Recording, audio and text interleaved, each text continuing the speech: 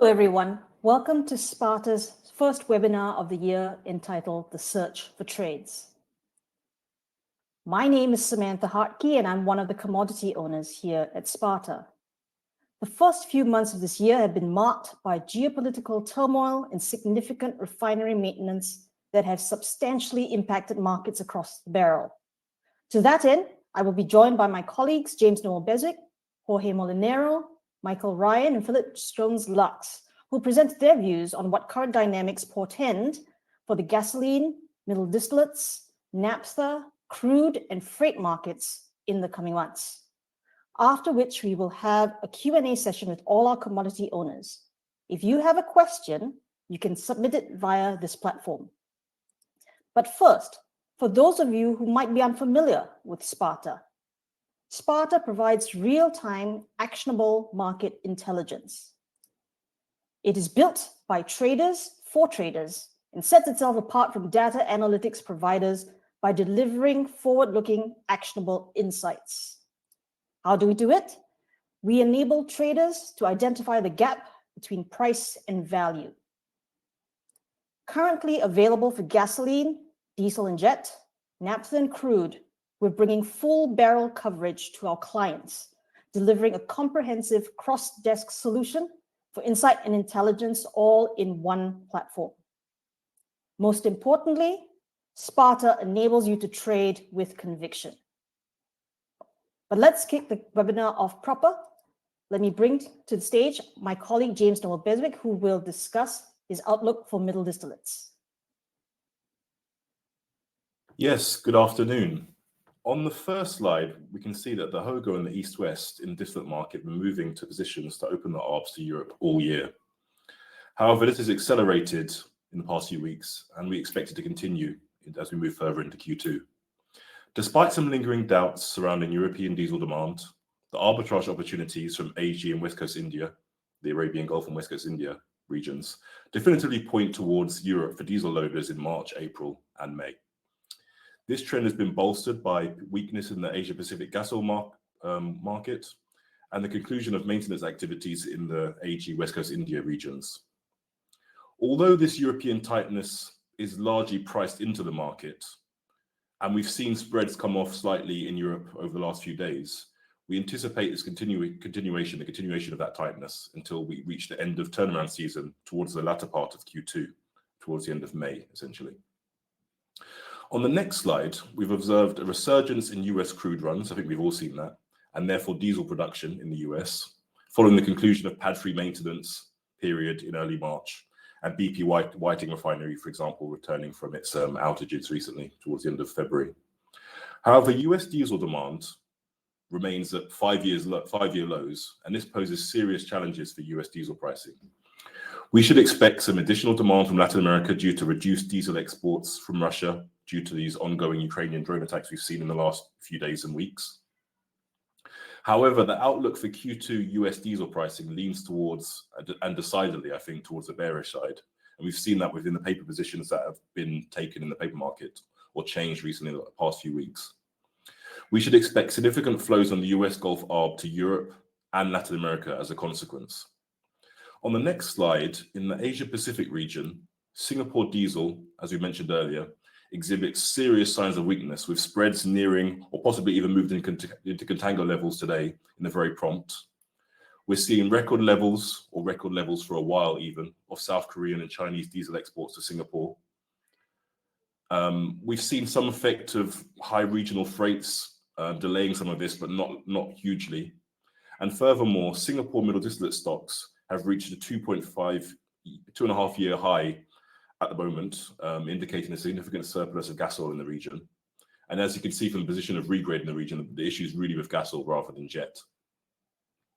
As we look ahead further to Q2, the outlook for Asia-Pacific gas oil diesel pricing appears also decidedly bearish, with considerable flows as a consequence expected to flow towards Europe and Trans-Pacific to the US West Coast and West Coast South America. We're actually seeing in a part of our newly released or about to be released by our Adrian dashboard that actually South Korean ARBs land better into Europe than Singapore at the moment. On the next slide, with European jet spreads in the very prompt having shifted into contango, And Singapore jet regrade has surpassed its 5-year average for the first time in 2023. And is actually moving towards kind of seasonal highs. This trend is mostly attributed to the gas oil weakness in the region and globally that we spoke about before, and also the resurgence of some regional and global air passenger numbers. And although European jet differentials have shown some signs of recovery in recent weeks, high levels of jet storage in Europe pose a serious challenge here, and it needs to be addressed. As we start to work through some of this storage, I think that the outlook for jet towards the end of Q2 is kind of neutral to bullish. Thank you for your time. I want to hand over to my colleague Samantha to talk about the gasoline market.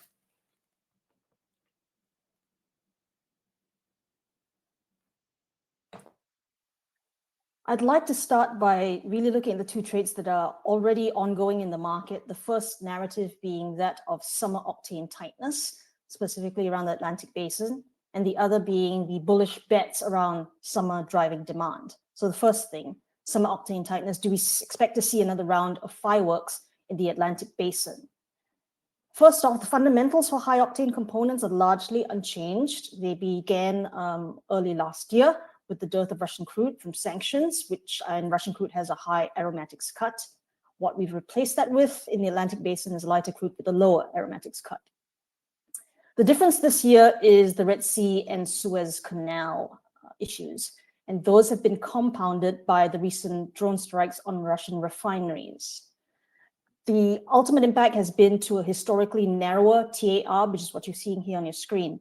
Moving back to the question of summer octane tightness, I will note, and my colleague Jorge will go into greater detail, that European steam crackers, especially the naphtha-fed units, are running harder, and those will produce more aromatics, which should take a bit of the heat out of aromatics pricing in Europe. But onto the TAR, we do expect it to widen. It already has slightly and should progress further as we go into the summer. As trade flows shift, as James mentioned, Middle East refineries have come out of maintenance. So have the ones of the US Gulf Coast. Europe, admittedly, is going to a peak turnaround season in April, but that should really wind down in May. The question we need to ask is, if we do expect the TAR to widen, and we do, which end does the heavy lifting? So let's look at the EBOB side of it. We do expect to see limited price upside for EBOB, again, a consequence of the returning supply from Middle East refineries, and once May works in Northwest Europe and the Med wind down. We'll note that the market, as shown in the Sparta platform, is already sort of poised to absorb these shifting trade flows as and when they're needed. There's about a $4 to $10 per ton difference between ARA to WEF and Arab Gulf to WEF through June delivery. This would only require a loosening of about $1.50 per barrel east-west, which admittedly isn't much. Further, the Q2 gas snap has likely found a ceiling based on EBOB's capped upside, again, as we expect more supply to come to market. And we do also expect that the current ARA naphtha tightness should loosen. And again, my colleague Jorge will go into that with more detail. On to east of Suez. The returning as well as new Middle East supply is already loosening Singapore's grip as the cheapest supply east of Suez, our platform shows. Now, Asian cracks are strong as bullish bets pile on. We've seen the flash data come out from China yesterday, January and February, with very strong driving demand months in China, not just as a consequence of the Lunar New Year, but if historical averages hold, we should see very strong, even possibly some record numbers. India too. What's interesting to us, and to tie into what James said earlier, is we're seeing this play out against a market with relative gas oil weakness. Not just in Asia, but I'll also point out that's also a consequence in the US. So this seems to be a right product short, spread short in the meantime.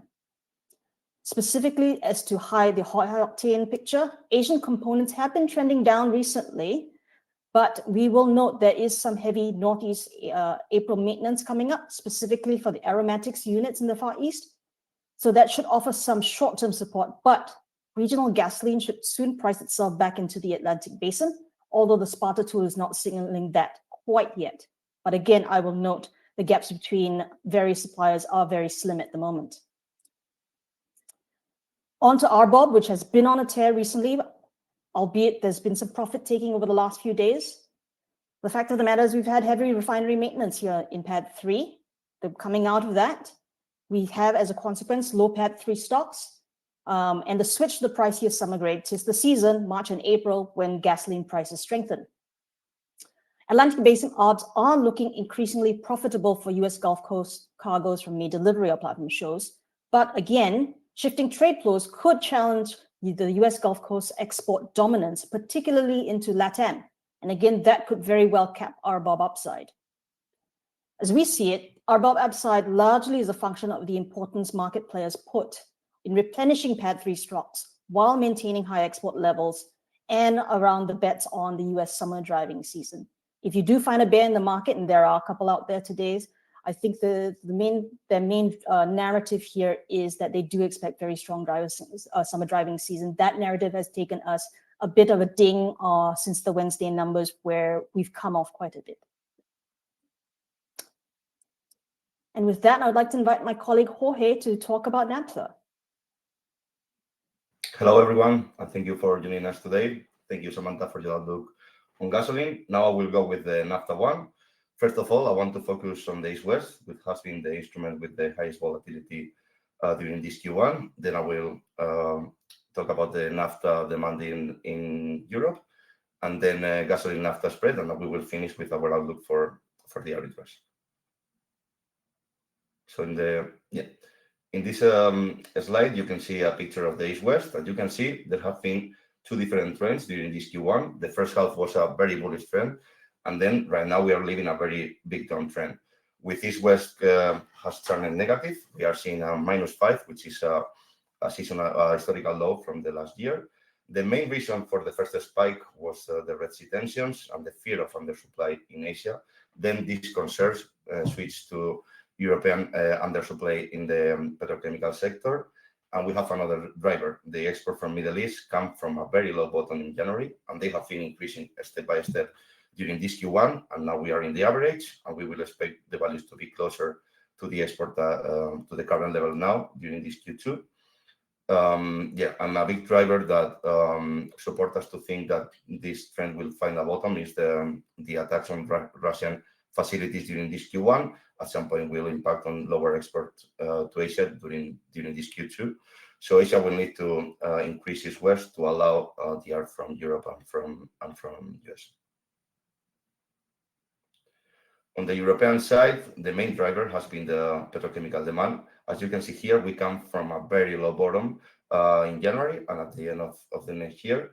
And with the higher freight and geopolitical risk that came after the Red Sea tensions, we have seen ethylene and propylene prices mainly increase, with overall bullishness in the petrochemical sector, and with crackers increasing the capacity above 80%. This has pulled out of naphtha from the system and has retained it from going from abroad, and this has been very, very strong for East-West.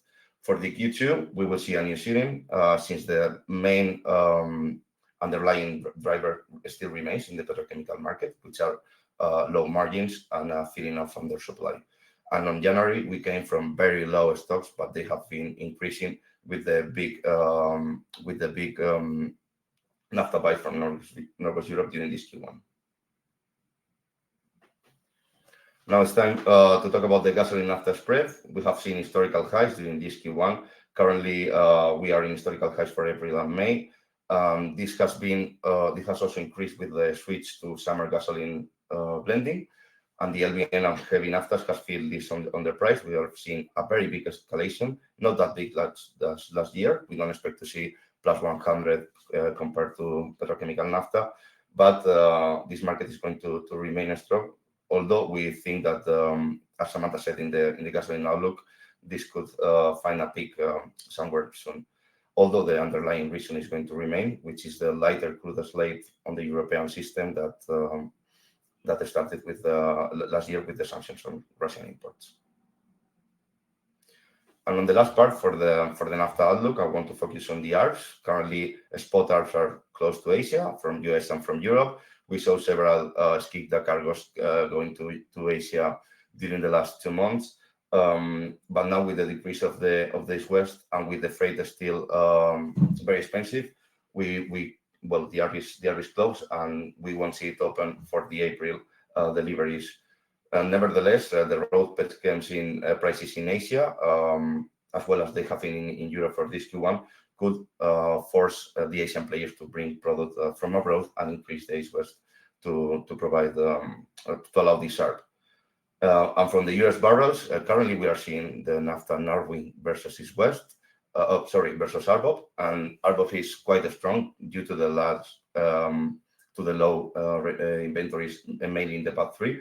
But we are seeing the crude intakes increasing a lot in US, so this could also weaken RBOB. And if naphtha's heavy and light remain with this discount and in the US Gulf Coast, we could see several opportunities to export to Europe and to Asia. And now we'll pass the floor to Phil, who is going to talk about our new crude vertical. Thank you, Jorge. So for those of you who have joined the Sparta webinar before, you'll notice that this is the first time we're including crude. We're proud to announce that our latest vertical, Sparta for Crude, has launched just last week for early adopters. And our early adopter program for crude remains underway through the rest of the month. So if you're interested in finding out more about the platform, the email address is on the slides there. So we're very excited to launch it. We've gone live with 70 grades, over 250 arb routes, going into the 7 main refining hubs, each of those refining hubs with multiple representative complexity types, so that we're showing not just landed values, but also refining margins across all of these crudes. And given that crude is relatively new to the platform, we're still learning ourselves kind of how to unlock the insights that it's giving to us. But we've already discovered some gems along the way that we can share today. So one of the key flows that the crude market typically watches is WTI Midland, east versus west. Currently, into the east at least, we're seeing that Murban is outpricing WTI Midland on both a landed basis and a refined value basis. So on a landed price basis, we have about a $1.50 spread for late May, early June arrival, which on a refined value basis is more like a $3 spread. So that kind of added level of insight by adding the refining margins on top of just the landed values. For WTI itself, its best outlet at the moment is currently Northwest Europe. But with European maintenance ramping up and North Sea physical prices weakening quite significantly recently, it looks like there's a lack of prompt demand in Europe at the moment. And as such, waterborne Houston assessments probably still have a little bit of room to the downside, with, parity into the Far East versus Murban, a definite floor on that.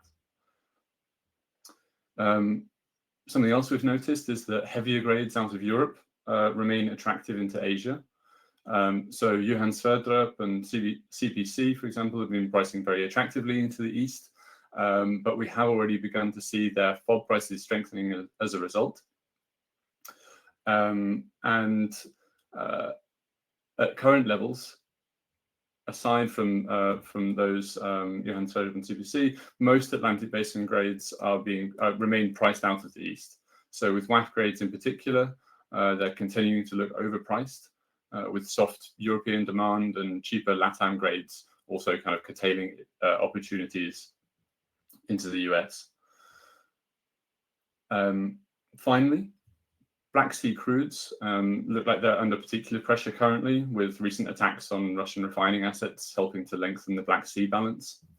The Med market remains well supplied, it seems, especially for lighter crudes, with Libyan barrels in the market at the moment, and pressure also from those available WAF barrels that are looking to break their way into that Med market. Furthermore, WTI in particular had a fairly heavy loading schedule towards Europe through February and into early March, with those volumes adding additional pressure to the European light sweet market.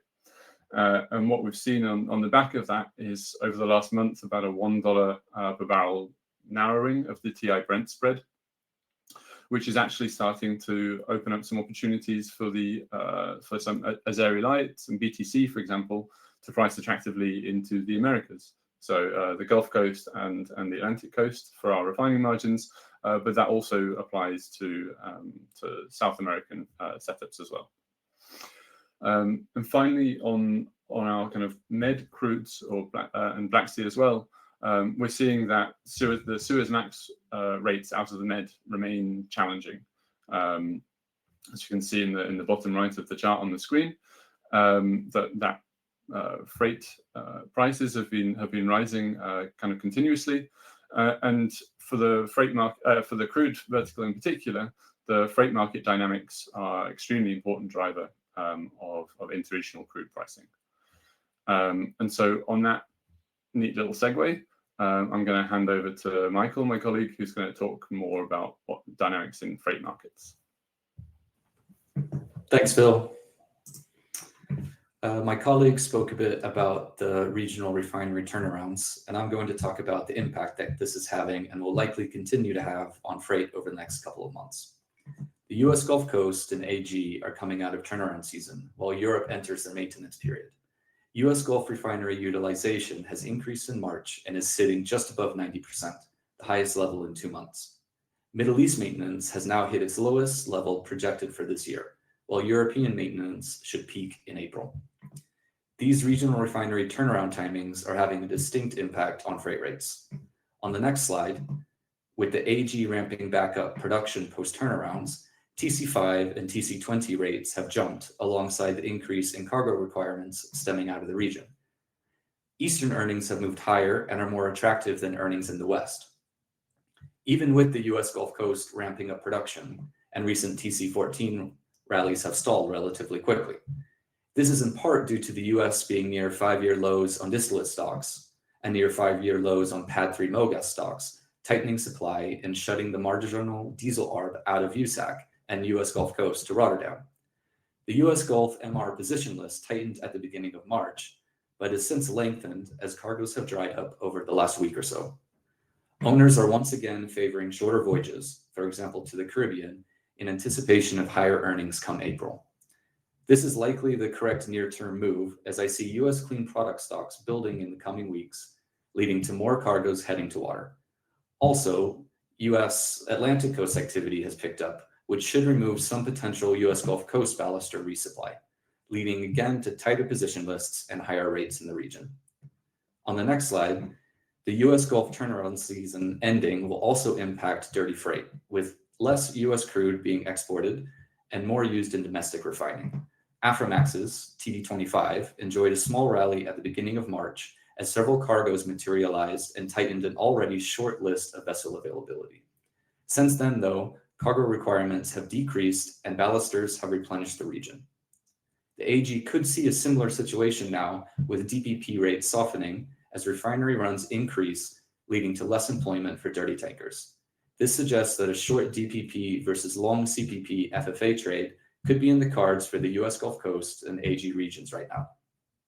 On the next slide, looking forward at diesel flows with Singapore middle distillate stocks at 2.5-year highs, as James mentioned, Europe heading into their turnaround season, and US Gulf Coast tight on stocks as they exit maintenance, where are diesel ARBs indicating CPP vessels should flow in the coming weeks? AG and West Coast India ARBs are pointing west rather than east. The AG to Rotterdam ARB is open via the Suez for LR2s and hovering around open if going via the Cape. I'm currently seeing a number of Disty cargoes getting fixed out of the region to head west towards UKC, backing the open ARB. The US Gulf Coast to Rotterdam diesel ARB is shut and has been since the beginning of March. As mentioned, more cargoes are performing short-haul voyages currently in anticipation of higher earnings. We should see more diesel cargoes and general CPP stems out of the US Gulf Coast as domestic stock levels improve. Europe is pricing to pull barrels from the Middle East, and with help from increased US refinery runs, should also price to pull barrels from the US, absorbing the extra vessel length currently. On the next slide, and to summarize, the East is best positioned currently to see a continuation of outsized CPP earnings, and will likely see rates stay supported as the MR segment narrows some of the gap in earnings to that of the LRs. AG and West Coast Indian vessels have the option to head east or west for attractive earnings, upwards of almost 70K a day now. So TC5 and TC20 should continue to perform better than routes in the West, and we should see a widening of the Cape versus Suez diff, and potentially longer ton miles impacting the fleet with this AG to UKC activity. A potential wrench in the Far Eastern strength could be Chinese turnarounds coming in April, leading to a drop in CPP demand. The outlook for the West is choppier, but TC14, after some short-term current weakness, should rebound, and the US Gulf Coast region should out-earn TC2 rates until Europe comes out of maintenance later in April and starts exporting summer spec gasoline to the US. A combination of increased US refinery runs, Europe in maintenance, and USAC activity removing potential ballasters should all work to pull enough ships away from the Gulf that a more sustained rally in TC14 can occur. The overarching message, though, is that east of Suez CPP, as we head into April, is poised to continue to outperform versus the West. Thanks, and back to you, Sam.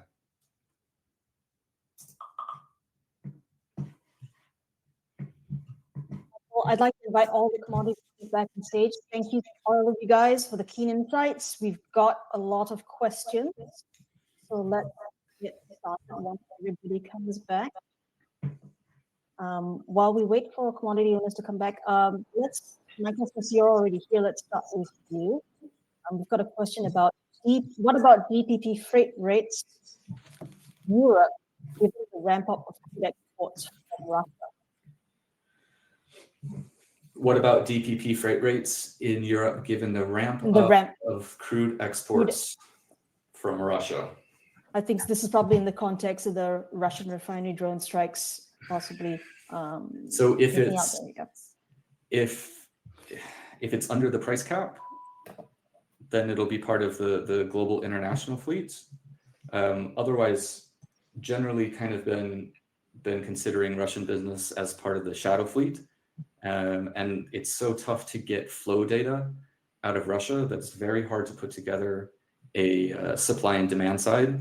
Out of any other region, we can put together kind of a demand picture of how many vessels can absorb this, say, marginal barrel coming from whichever ARB. But it's so difficult to get that information out of Russia and then apply that to what the actual demand will be for tankers. But it's a great question. It's just incredibly difficult to answer. I don't know if the other commodity owners. Yeah, that's a very good one. I was just going to say from the crude side, as we were mentioning, that the Black Sea crudes on a whole, so not just the Russian origin, are looking quite attractive at the moment in terms of their FOB price and also just the type of grades that they are in high demand, it seems, globally. But it's the freight rates which are potentially containing those at the moment. So if we think that there's still or that there isn't a kind of surge of supply on those coming in, then that's likely to continue to be a limiting factor. Agreed in that. DPP Europe versus, say, US Gulf Coast. Europe, just from a maintenance turnaround perspective, should outperform right now, as the US Gulf saw a bit of a bump just kind of going into maintenance period. But now, with increased crude runs and everything, exports have decreased. So we should see kind of the flip of that in Europe. And also, China should be exporting a bit more DPP as well on the DPP tanker side, just because they're entering turnaround season now for the next 6 weeks.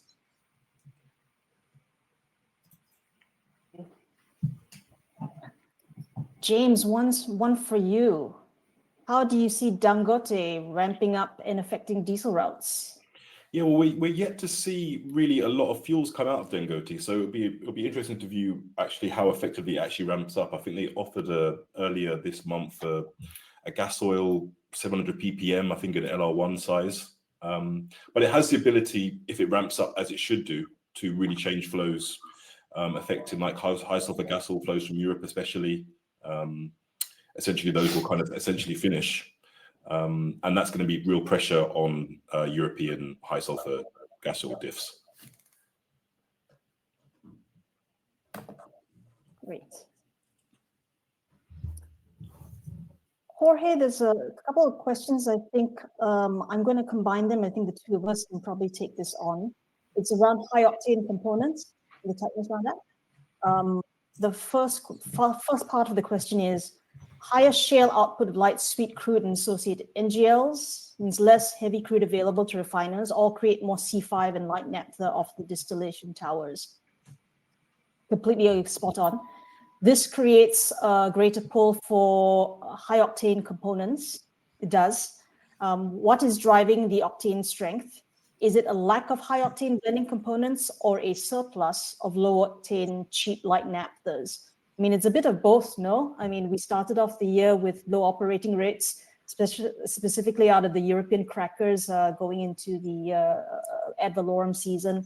But I think both of us pointed out in our slides that with the European crackers running a bit harder over historical norms, the heat comes off at some of those pricing, correct?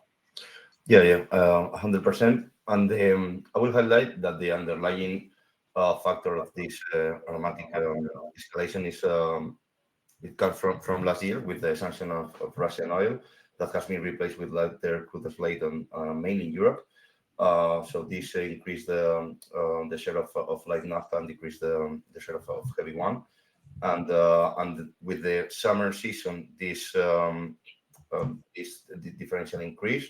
Last year we saw premiums of plus $100 per metric ton compared to open spec, both in Asia and in European market. And this season we are not seeing it, but we are seeing plus 50, plus 40. So I think this strength on the aromatic side will remain, but I don't see we will see such a strong summer season like last year. I was just going to throw a question in there as well. Then does that apply to the gas nap spread as well? So kind of gas nap spread, has already been reaching historical highs, seasonal highs. Do we think that's going to be continuing through into the summer as well? Yeah, this is totally linked with discussion of the aromatics. We have started to see historical highs for the gas nap since last year, February, March. So at the beginning of the sanction, and the last winter season was more quiet, but the summer blending came, and we are still seeing historical highs for April and March. So I don't expect these values will go very much more higher, but gas nap is going to remain very wide during this Q2. Yeah, I think the only thing I'd add to that is, I started off the question in the slide, which I didn't quite answer, is do we expect the same sort of fireworks? The answer is yes, we expect a fair amount of bullishness around that, but not the same level of fireworks, mainly because both myself and Jorge agree that those operating rates are going to come off. I mean, you're still based with an underlying factor of not the greatest European petrochemical demand. All they're doing right now is running harder to offset some of the loss of Asian end product that's not coming their way. Michael, I've got one for you here. Lots of questions coming in, so have patience with me while I come through. Here we go. Do you expect Eastern CPP rates to continue to strengthen? So, thanks. And to answer that, they've been very, very strong this month. They're starting to look a little bit toppy. And I mean that from, say, an owner's point of view. The earnings per day are so attractive at, say, 70, 75K a day that owners now are having a bit of FOMO. They don't want to miss out on fixing a cargo. So they're now at the place where they're willing to do at last done levels, which then means if the cargo list doesn't continue to outpace the vessel supply list, owners can start to kind of chip away and move lower and try and fix their ship for short haul or long haul. And what this sometimes does is it makes owners jump over each other and leapfrog. Now, I think the position list and the number of cargo requirements are great enough to where this won't be drastic, but we are in that point now where owners want to employ their ships at these levels, and they're not really pushing or digging their heels in for even higher rates. So it feels supported, but with a little bit of risk to the downside as they don't want to miss out on any potential cargoes and earnings. And I guess also, if you by East, you mean East Asia, I guess they go into turnaround period.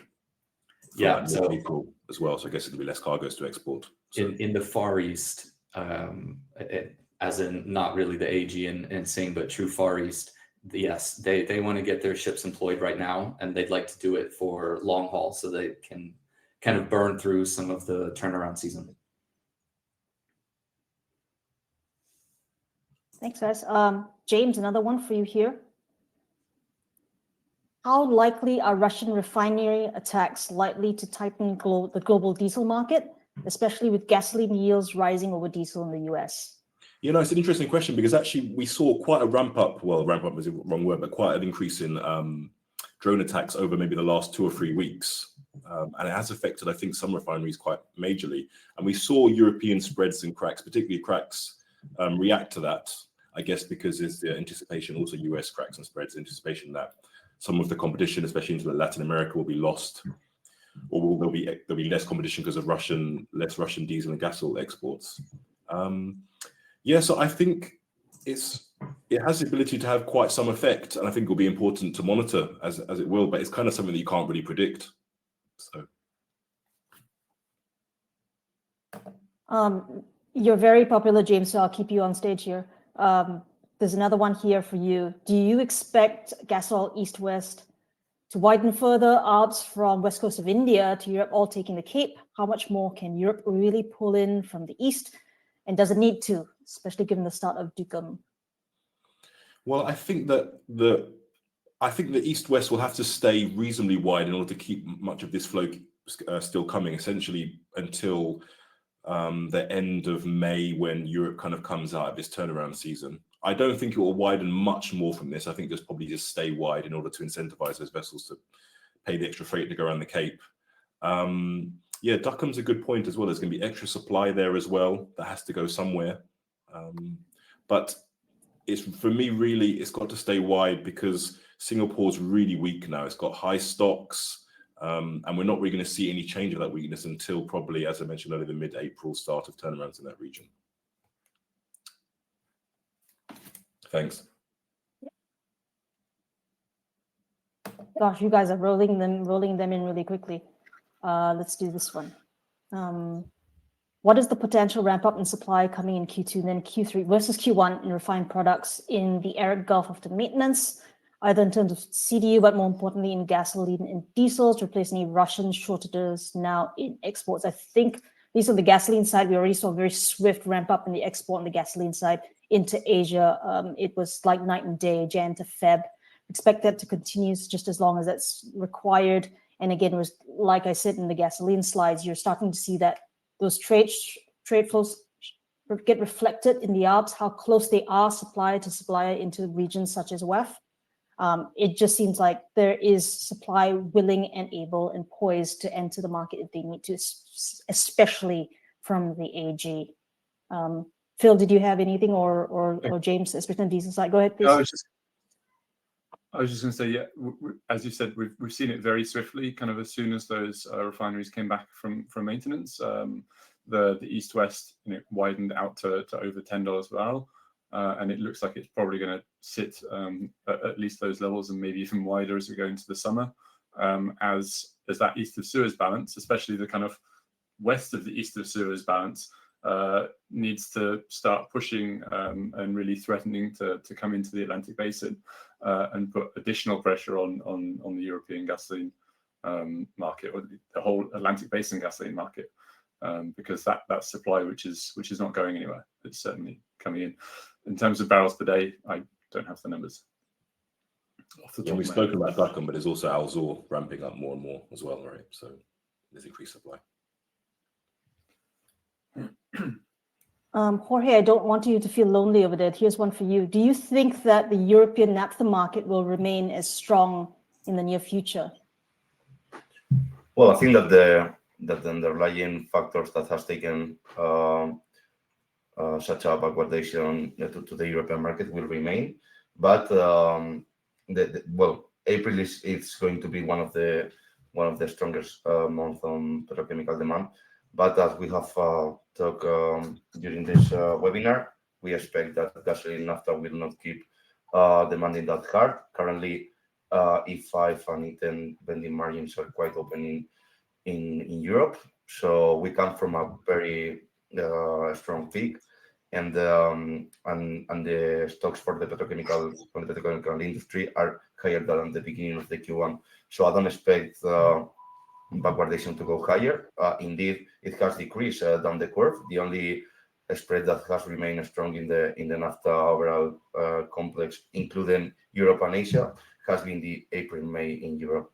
So yeah, I will see more probabilities of this backwardation going lower than going higher. We've got a crude question for you, Phil. We know that Angolan barrels have seen high demand in April from Asia. How does this fit with the closed TI arb to Asia, given that WEF crudes are much more expensive? If WEF East works, why does US Gulf to East not work? So I've seen this question come in a couple of minutes ago and had a quick look over to the tool.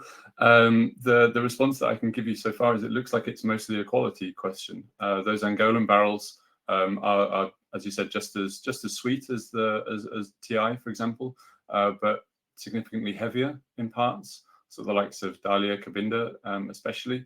And those are just working a lot better in terms of the products that are demanded, or the types of grades which look to be kind of pricing best into the Far East at the moment. So those heavier, like medium and heavier sweet barrels are simply more attractive. And it's true that the lighter sweet Angolan barrels are not looking particularly attractive, and at least on a refined basis are less attractive than WTI even. So I think it's more about the quality of the crudes here. Yeah, in that respect. Michael, we've got a couple of freight questions come in, so I've got two for you lined up. April TD25 has corrected lower, now back around levels seen at the start of the month. Do you see upside with increased demand as European maintenance tapers off?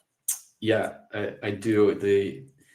I think the correction puts it back into a bit of a sweet spot as maintenance in Europe starts to taper off as we get deeper into April. And the position list over the last 2 weeks or so, i.e. the list of available open ships, open in WAF, over the last couple of weeks has started to look a bit better. And I think cargo supply, cargo requirements versus the number of open vessels is looking a little bit healthier.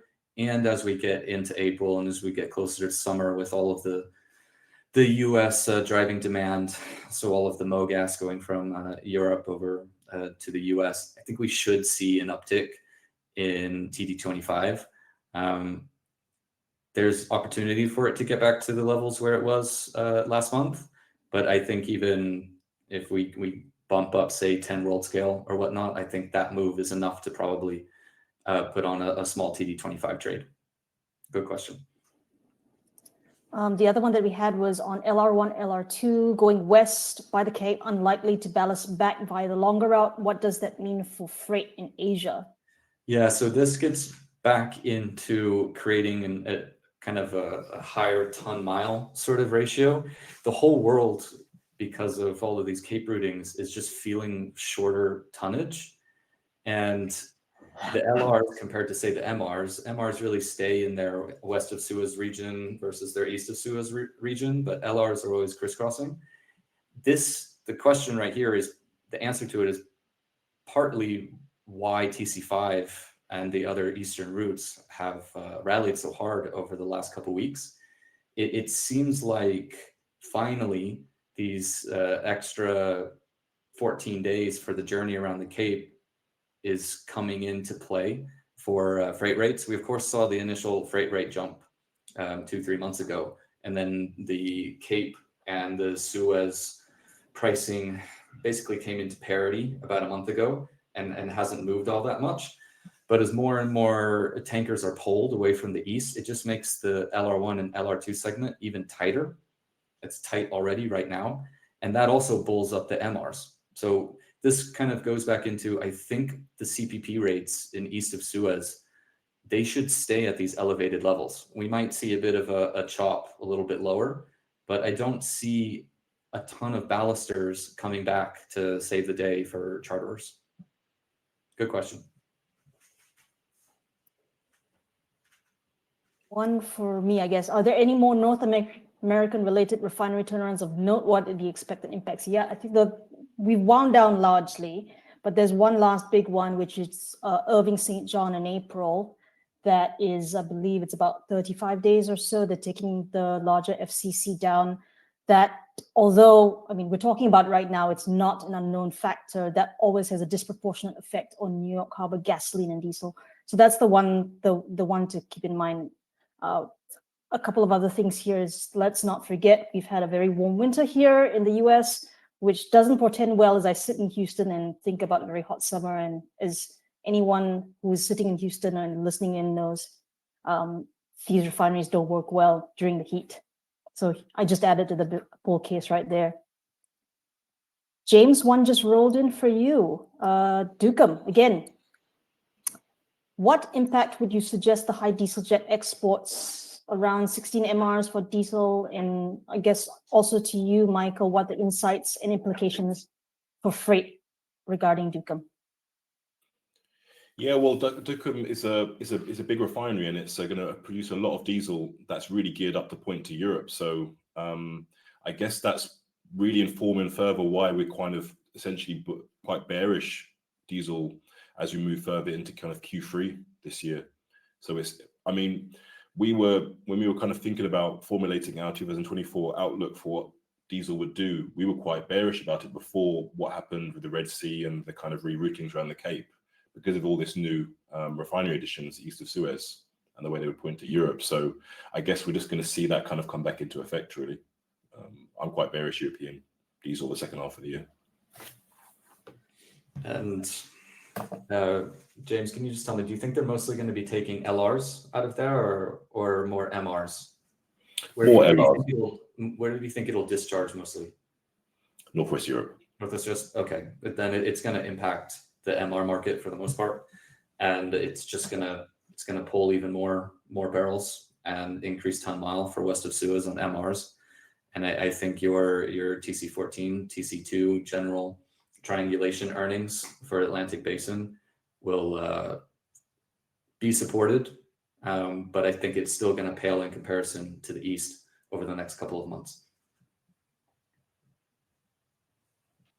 Well, I think we've come to the end of our questions. Thank you everyone for your kind attendance and attention.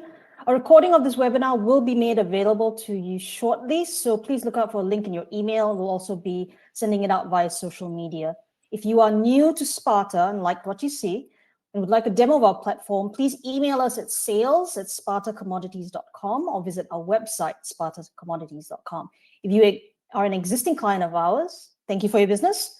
If you would like to check out our new vertical or any of the other verticals that you do not have access to, we're more than happy to walk you through them. Or again, email us at sales@spartacommodities.com or visit our website, spartacommodities.com. We also invite you to subscribe to our weekly market commentaries. You'll be redirected to the sign-up page at the end of this webinar. Thank you again for joining us and have a great rest of your day.